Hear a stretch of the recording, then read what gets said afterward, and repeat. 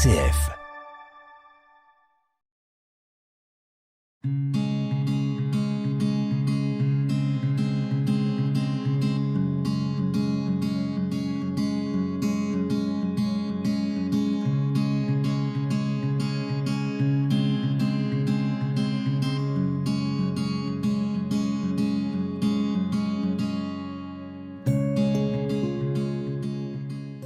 Bonjour, nous sommes aujourd'hui avec Valentin Detoux, le maire de Champignol, pour un troisième entretien.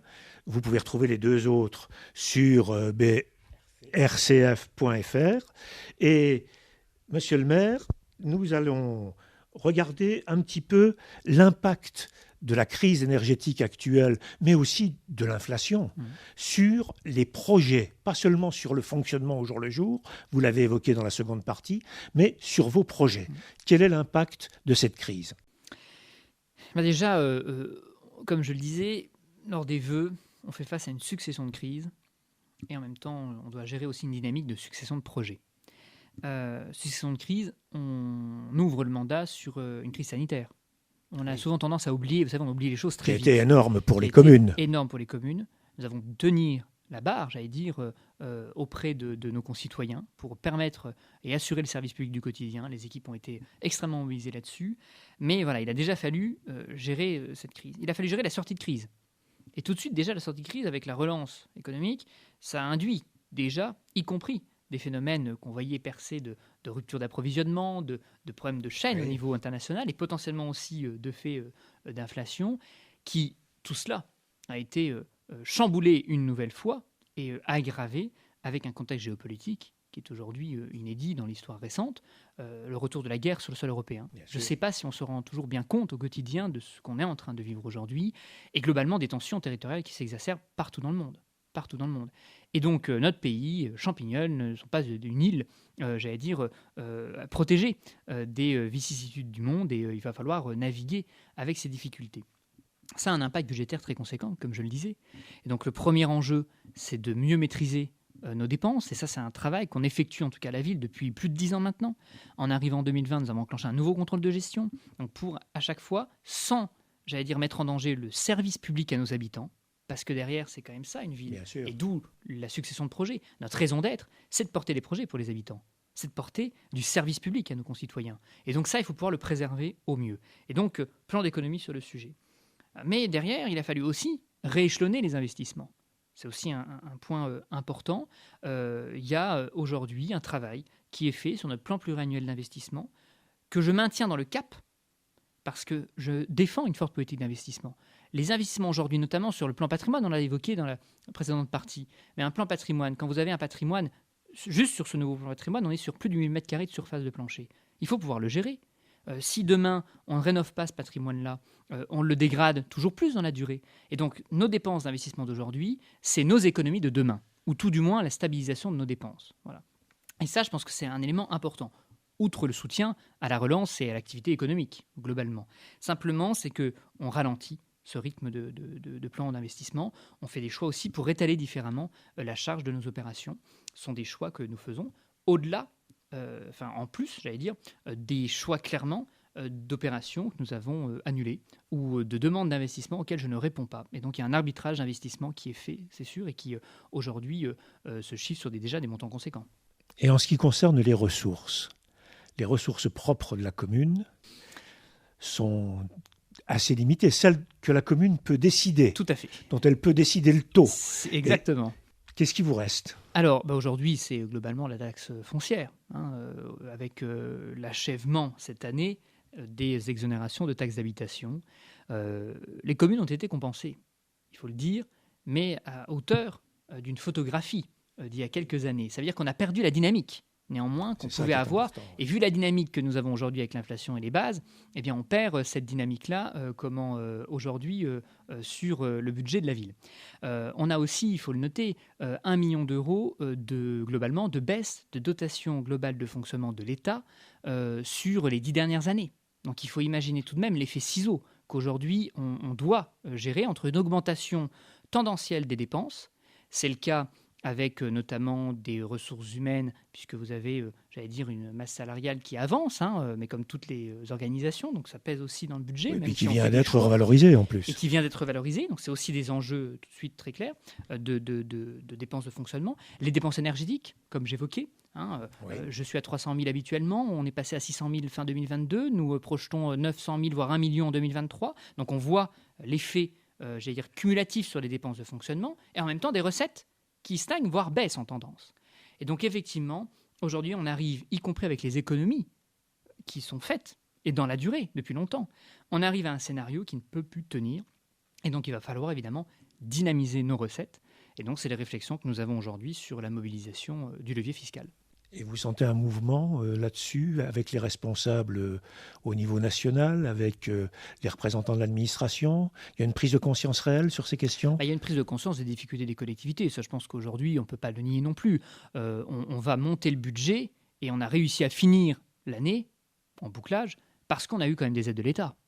Il faut le dire aussi. Tout ce qui est amortisseur électricité, comment filet de sécurité.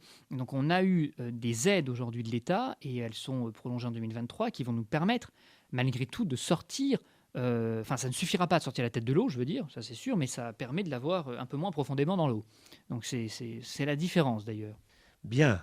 Alors, changeons de registre et j'aimerais que vous nous disiez, dans l'exercice de vos responsabilités, quels sont vos motifs de satisfaction?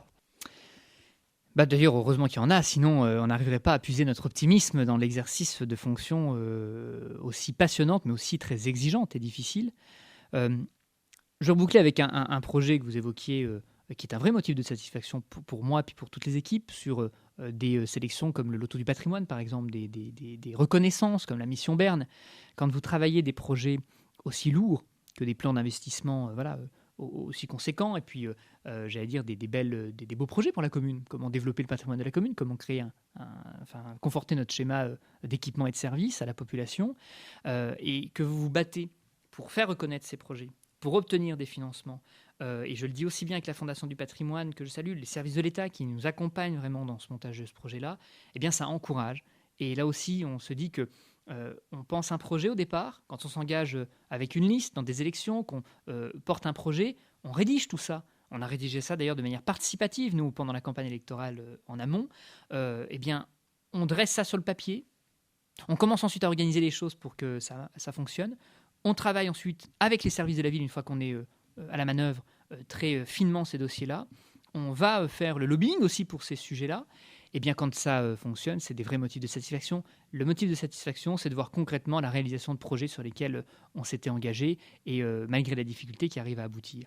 Ça, c'est vraiment le point, je pense, principal. Toujours sur le projet, je maintiens, mais c'est la belle dynamique du projet. Alors, au jour le jour, le maire est le premier réceptacle de toutes les inquiétudes et revendications de la population.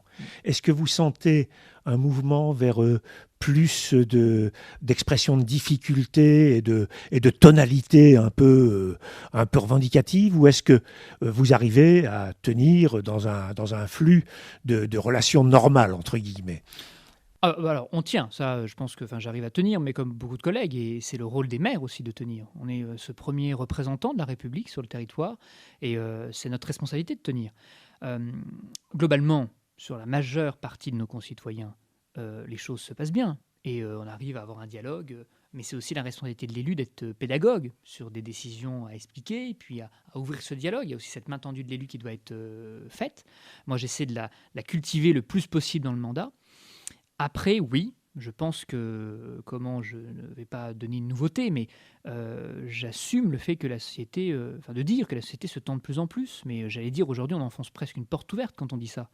Et le maire, comme autorité publique, au même titre que d'autres autorités publiques dans le pays, est en première ligne face, je le disais, sur de la radicalité de propos, sur de la radicalité, de la brutalité de posture. On veut tout de suite. Souvent sans rien donner en retour, rien payer en retour. Il y a quand même ce côté d'immédiateté chez certains de nos concitoyens.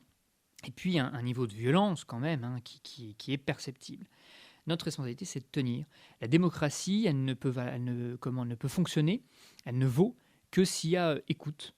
Et l'écoute, on l'a dans un respect, et un respect qui soit mutuel. Voilà. Le respect des élus vis-à-vis des concitoyens, de la population. Le politique n'est qu'un citoyen parmi d'autres citoyens, choisi par ceux-là, mais il y a ce respect mutuel, et en même temps le respect des citoyens vis-à-vis des institutions et de leurs représentants, et notamment, ce n'est pas que le cas des élus, mais notamment les élus.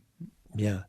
Et alors, comment vous vous y prenez pour faire face à la confrontation avec l'extrême diversité de vos responsabilités? Quelle organisation personnelle vous avez mis en place? Vous avez évoqué l'équipe municipale dans une précédente émission. Bien, comment vous vous y prenez? Est-ce que ça ne fait pas déborder un petit peu votre vie de tous les jours? Alors, la vie, elle est bien chargée, ça c'est sûr, comme pour tous les collègues. Disons qu'on doit gérer... déjà, gérer la contradiction, c'est ce que je vous disais. Donc, on doit toujours aussi être dans l'injonction au contradictoire. Je souhaite, dans ma rue, ce que j'appelle aussi, dans les tournées de ville, les sujets des pas de porte. Et d'ailleurs, c'était le sénateur pour qui je travaillais, on échangeait souvent là-dessus, la politique du pas de porte, c'est-à-dire la vision de la problématique du quotidien. Et donc, je souhaite dans ma rue tel ou tel aménagement de sécurité routière, ou alors il y a trop de déjections canines, ou alors les sujets vraiment du quotidien.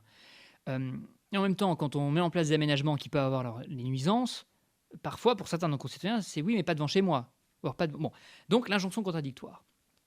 On veut un niveau de service, mais on ne veut pas forcément la charge qui va avec. Mais on veut ce niveau de service, ce que j'évoquais tout à l'heure.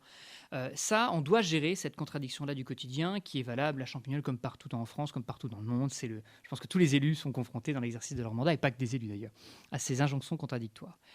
Et en même temps, dans ces injonctions contradictoires, cette mission de proximité, d'immédiateté, de gestion du quotidien.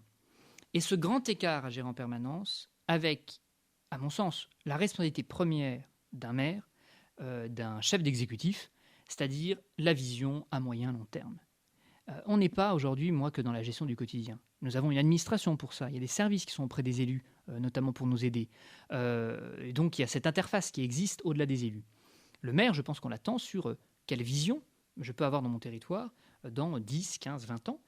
Et ça, je pense que c'est le cœur de notre responsabilité. Et donc, on s'appuie pour avancer au quotidien sur ces sujets-là, à la fois sur l'administration municipale, l'ensemble des services de la ville, qui, eux, font tourner la machine au quotidien, si je peux me permettre. Évidemment, le maire va s'appuyer aussi sur ses équipes, ses adjoints, pour justement trouver la variable entre ce qui doit être géré par les élus dans leur délégation, la latitude qu'on leur laisse, et en même temps, le maire se concentrer sur les dossiers aussi stratégiques. Alors, vous avez anticipé sur la question que je vais vous poser maintenant. Votre ambition pour Champignol à 10 ans? À 10 ans, c'est la réalisation d'une grande partie, la totalité du projet de mandat. Parce qu'on est sur un projet de mandat qui va dépasser sur les grands projets l'horizon du mandat. Mais globalement, on s'inscrit sur une temporalité de 10-15 ans. Et donc de pouvoir, quand j'évoquais le plan patrimoine, avancer de manière très concrète sur la transition de notre patrimoine bâti, faire en sorte d'avoir un patrimoine qui soit plus efficace, efficient d'un point de vue énergétique, qui soit optimisé en termes d'utilisation, qui soit valorisé en termes d'équipement et de services à la population. Ça, je pense qu'on arrivera à tracer une belle perspective sur le sujet. C'est le cas également sur, on parlait des enjeux de mobilité et d'habitat et d'urbanisme plus globalement. On a aussi dans le projet de ville des grands projets structurants de requalification du centre-ville autour du projet, ce qu'on appelle Port-Canal-Gare, autour de la gare, ramener la gare en centralité de la ville, reconquérir l'eau en centre-ville et les espaces alentours avec un nouveau quartier d'habitat et quelques services de proximité. Donc ça, c'est comment on arrive à refaçonner son centre-ville. Le premier écoquartier de Champignol aussi, sur l'espace des Vergers, on souhaite naître là l'exemple d'un aménagement durable aujourd'hui, de qu'est-ce que l'aménagement aujourd'hui d'un territoire, du territoire au XXIe siècle, sur les années 2020-2030.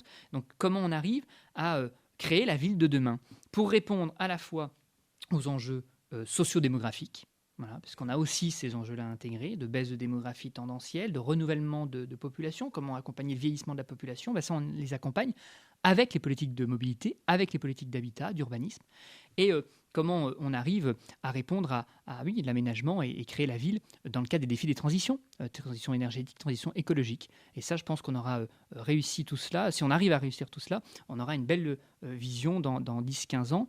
Et en faisant cela, pas en mettant les générations les unes contre les autres, mais bien avec toutes les générations, en ne mettant pas les habitants en fonction de leur situation économique ou sociale, les uns contre les autres, mais bien tous ensemble.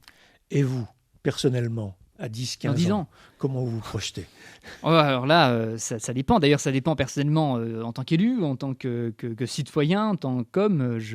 Aujourd'hui, c'est difficile de se projeter à 10 ans. Moi, je sais que je me suis engagé sur ce mandat pour pouvoir donner le meilleur de moi-même dans le temps qui m'est consacré et imparti. J'aurai à aussi être jugé sur mes actions, sur les réalisations. Et après, vous savez, dans l'environnement politique mouvant dans lequel on est, c'est quand même bien difficile de pouvoir se projeter. En tout cas, ce qui est sûr, c'est que je suis tombé tout petit dans la marmite, on l'a dit au début de l'émission. Et je pense que quand vous avez le virus, vous l'avez à vie. Donc je souhaite continuer un engagement public. En tout cas, je pense que dans 10 ans, j'aurai encore cette volonté-là. Bien, c'est une bonne résolution. Monsieur le maire, merci de nous avoir accordé ces entretiens et on peut les retrouver sur RCF Lorraine. Merci à vous.